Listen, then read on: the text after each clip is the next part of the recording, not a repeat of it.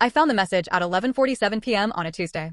I remember the exact time because I looked at the clock and thought, so this is what 15 years actually meant to her. Nothing.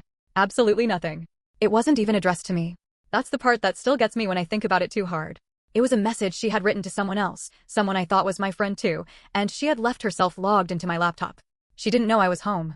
She thought I was still at the interview she had helped me prepare for. The interview I didn't get, by the way. The one where the hiring manager told me, very politely, that someone had reached out to them in advance expressing, and I remember this word exactly, concerns about my professionalism.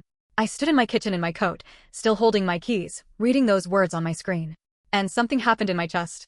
Not a break. More like a slow, quiet collapse. Like a building that doesn't fall, it just sinks. But to understand why that message destroyed me, you need to know who she was to me. Her name was Jess. And she was, I don't even know how to say this without it sounding like I'm romanticizing something that turned out to be a lie, she was the most important person in my life for 15 years. Not a romantic relationship. Something I always thought was deeper than that. The kind of friend who becomes your whole infrastructure. Your translator for yourself. She was the first person I called when my dad got his diagnosis. Not my sister. Not my mom. Jess. At 2 in the morning, sitting on my bathroom floor, I called Jess. And she drove 40 minutes in the dark to sit with me, and she didn't say anything for the first 20 minutes. She just sat there. That was the thing about her back then. She always knew when words were the wrong tool. She was the first person I called when I got my promotion at 31. And she screamed so loud in the phone that I had to pull it away from my ear, and I was laughing at the same time I was crying, and I remember thinking, this is it. This is what it means to have someone in your corner. We had 15 years of those moments. 15 years of airport pickups and hospital waiting rooms and 2 a.m. text conversations that went nowhere and everywhere at the same time. She knew every version of me. The insecure version. The version that almost quit everything at 27. The version that fell in love with the wrong person twice and cried about it both times in her passenger seat. She knew me. Or at least, I thought she did. Maybe I missed the signs. Maybe I just didn't want to see them. Both things can be true. The first crack I remember noticing was about 3 years before the message. I had been up for a position at a company I was genuinely excited about. I told Jess everything, the role, the hiring manager's name, what I wanted to say in the interview. She helped me practice. She sat across from me at her kitchen table for 2 hours asking me mock questions, nodding, giving feedback, writing notes in the margins of a printed copy of my resume. I didn't get that job either. At the time I thought it was me. My answers weren't sharp enough. My confidence dipped at the wrong moment. I internalized it the way you internalize failure when you're the kind of person who already believes, somewhere underneath everything, that you're one step behind where you should be. Jess was very kind about it. She brought me takeout and told me the company didn't deserve me and that something better was coming. And I believed her. Because that's what you do with someone you trust completely, you borrow their certainty when you've run out of your own. The second crack was subtler. It happened with my family. My relationship with my mom has always been complicated. Not broken, complicated. The specific kind of complicated where you love each other deeply and still manage to misread every third thing the other person says. For most of my adult life, Jess had been a kind of bridge. She knew my mom. My mom loved her. And I think I let that closeness comfort me without ever asking what was actually being said in the conversations I wasn't part of. About 2 years before the message, something shifted with my mom. Small things at first. A comment here. A hesitation there. A way of looking at me when I talked about my work like she wasn't sure what to believe. I asked her once if something was wrong and she said, I just worry sometimes. Jess mentioned you've been struggling. I had not told Jess I was struggling. I remember feeling confused rather than suspicious. I called Jess and asked her, kind of laughing it off, what she'd said to my mom. And Jess said she was just worried about me. That she'd shared a few things because she didn't know who else to tell. That she hoped I wasn't upset. That she just loved me. And I accepted that. Because of course I did. I told myself, she meant well. She's protective. She talks too much sometimes, but her heart is in the right place. I told myself a lot of things. Here's something I've learned about denial since then. It isn't stupidity. It isn't weakness. It's actually a form of loyalty to the version of someone you built your life around. Letting go of who you believe someone was means admitting you were wrong about something fundamental. And the longer you've been wrong, the harder that admission becomes. By the time I was 34, I had been telling myself the story of Jess for 15 years. Dismantling that story meant dismantling a significant piece of how I understood my own life. So I didn't. Even when things kept not working out. Even when a mutual friend made a comment at a birthday dinner once, something like, yeah, Jess was saying she worries about your stability. And I felt a flash of something hot and uncomfortable before burying it under the explanation that she was just protective, just worried, that this is what loving someone too loudly looks like sometimes. Even when, the year before the message, 2 different opportunities one had been quietly excited about evaporated in ways that felt oddly similar. Both times, I told Jess before I'd told anyone else. Both times, the early conversations had been so promising. Both times, they had ended without real explanation, just a sort of polite retreat. We've decided to go a different direction, a door closing quietly in a room I'd been standing in for months. I thought it was bad luck. I thought it was the market. I thought it was me. And then I stood in my kitchen at 11:47 p.m. on a Tuesday, and I found out it was her.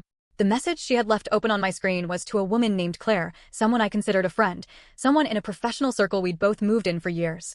And in it, Jess had written 3 paragraphs. Casual. Warm. The way you'd talk to someone you were comfortable with. Catching them up on things. Mentioning me almost in passing, like a footnote to a bigger conversation. She used the word unraveling. She said she'd been covering for me for years. She said she was exhausted. She said she'd tried to give me chances, but that she didn't think I was capable of sustaining anything real, professionally or personally. She said she didn't know how to tell me directly because she didn't want to hurt me. I read it 3 times. 4 times. I set my keys down on the counter very quietly, the way you do when you're trying not to disturb something, though I don't know what I was trying not to disturb. Everything was already disturbed. Everything was already completely undone. The thing I noticed standing there was that the message was incredibly believable. That's what made it so brutal. She wrote about me the way someone would write about a person they genuinely loved, but had slowly, reluctantly, given up on. She sounded concerned. She sounded tired. She sounded like a faithful friend who had finally reached her limit. It was a masterpiece of a lie. And she had been telling some version of it I now understood, for years. And then I found out something that made everything else look small. I didn't find it that night. I found it 4 days later, after I had done something I am not proud of, and I am also not sorry for. I went looking. Through old emails. Through messages on platforms I hadn't used in years. Through a conversation on a group thread that I technically had access to but had never paid much attention to. What I found was a pattern so long and so deliberate that it stopped feeling like betrayal and started feeling like architecture. She had been doing this since year 3. Year 3. When we were 26. When I had just started believing that maybe I was capable of building something real with my life. She had been quietly, methodically, laying a different story about me into every space I wasn't in. With my family. With mutual friends. With professional contacts. She had positioned herself as the one who understood me, the one who could translate me to others, and she had used that position to make sure that the translation was always just slightly wrong. Not dramatically wrong. Not in ways that would be easy to call out. She never said anything that was provably false. She was too smart for that. She said things like, I worry about her, and she's been going through a lot, and I hope she figures it out eventually, and I try to support her, but it's hard sometimes. She said things that sounded like love. Things that, by themselves, were almost defensible. But laid end to end, conversation to conversation, year to year, they built a portrait of a woman who is unstable, unreliable, someone to feel sorry for, someone to hesitate over. That woman was me. She had been building that version of me, carefully and consistently, for 12 years. I sat with that for a long time. I didn't cry immediately. I want to be honest about that because I've heard people say they cried for days, and I think sometimes we perform grief the way we think it's supposed to look. What I actually felt in those first hours was very quiet. Almost still. Like the moment after a loud sound when everything feels louder in its absence. I thought about every job I didn't get. Every family conversation that felt slightly off. Every friendship that had faded in ways I couldn't explain. Every time I had sat across from someone who looked at me with a certain careful sympathy, not quite belief, not quite doubt, and wondered what I had done wrong. I hadn't done anything wrong. She had. The confrontation didn't happen the way I used to imagine confrontations happening when I was younger. There was no dramatic scene. No screaming. No perfectly timed line that I delivered with devastating calm while she crumbled. I asked to meet her for coffee. I sat across from her at the same coffee shop we had been going to for 10 years. I ordered the same thing I always ordered.